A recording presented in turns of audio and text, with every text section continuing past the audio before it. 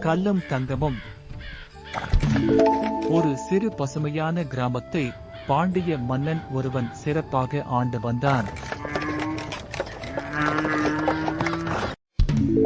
மன்னனின் மனதில் ஒரு கவலை இருந்தது.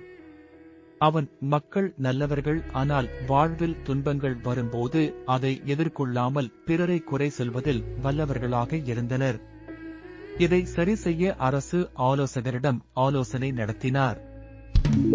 ஒரு நள்ளிரவில் தனது நம்பகமான சேவகர்களை அழைத்து கிராம வீதியின் நடுவில் ஒரு பெரிய கருங்கல் பாறையை உருட்டி வைக்கும்படி கட்டளையிட்டான். அதற்கடியில் தங்க நாணயங்கள் நிறைந்த துணிப்பையையும் ஒரு ஓலைச்சுவடியையும் புதைத்து வைத்தான்.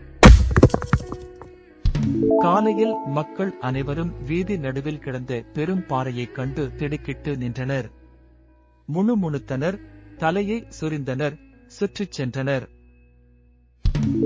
சிலர் சிரித்தனர், சிலர் வாக்குவாதம் செய்தனர்.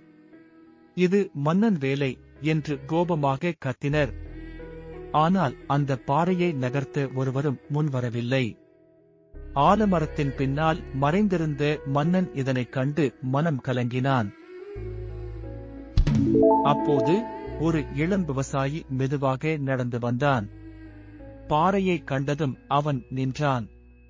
சுற்றிச் செல்லும் மக்களை பார்த்தான். ஒரு நிமிடம் யோசித்தான். விவசாயி தன் முழு உடல் பலத்தோடும் பாறையை தள்ளினான். பாறை அசையவில்லை. மக்கள் சிரித்தனர். ஆனால் அவன் துவண்டு போகாமல் முழு பலத்தோடும் மீண்டும் தள்ளினான். மெல்ல மெல்ல அந்த பாறை நகரத் தொடங்கியது. பாறை விலகியது. அதற்கடியில் ஒரு பழைய துணிப்பை புதைந்திருந்தது. அதில் தங்க நாணயங்கள் மற்றும் ஒரு ஓலைச்சுவடி விழுந்தன. அதை பார்த்து அவன் சந்தோஷம் அடைந்தான்.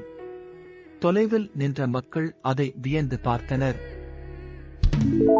ஓலைச்சுவடியில் "நீ பொறுப்பேற்றத்துக்கு உண்டான பரிசு" என்று எழுதியிருந்தது. அந்த ஆலமரத்தின் பின்னிருந்து பாண்டிய மன்னன் வெளியே வந்தான். விவசாயியை பாராட்டினான். மக்களிடம் அவர்கள் தவறை சுட்டிக்காட்டினான். அன்றிலிருந்து அந்த விவசாயியின் வாழ்க்கை மாறியது. அந்த கிராமமும் மாறியது. வீதியில் நின்று ஒவ்வொருவரும் ஒரு உண்மையை உணர்ந்தனர். நீதி. தடைகள் வெறும் தடைகள் அல்ல, அவை மறைந்திருக்கும் வாய்ப்புகள்.